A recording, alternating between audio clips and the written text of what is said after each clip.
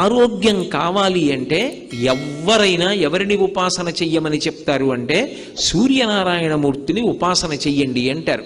ఇప్పటికీ పిల్లల దగ్గర నుంచి పెద్దల వరకు సూర్య నమస్కారాలు చేస్తారు. ఆ సూర్య నమస్కారాల్లో కేవలం 10 విధములైనటువంటి భంగిమలతో చేసే నమస్కారాలు ఉన్నాయి. అవి తేలికగా చెయ్యడానికి వీలుగా ఉంటాయి. ఆ సూర్య నమస్కారం చెయ్యడం కేవలము శరీరమునకు ఆరోగ్యం ఇవ్వడానికి ఒక్కదానికే కాదు, ఆ సమయంలో సూర్య బింబాన్ని ఉపాసన చేస్తారు మనసుతో. ఆ ఉపాసన చేసిన కారణం చేత దృష్టి నిలబెట్టడం కూడా అలవాటు అవుతుంది. దృష్టిని కేంద్రీకరించడం, ఒక విషయాన్ని పరిశీలిస్తున్నప్పుడు, ఒక విషయాన్ని చదువుతున్నప్పుడు, ఒక విషయాన్ని వ్రాస్తున్నప్పుడు దృష్టిని దాని మీదే కేంద్రీకరించగలిగినటువంటి శక్తి దేని వలన ఉత్పన్నమవుతుంది అంటే కేవలముగా ఆ సూర్య నమస్కారముల యందు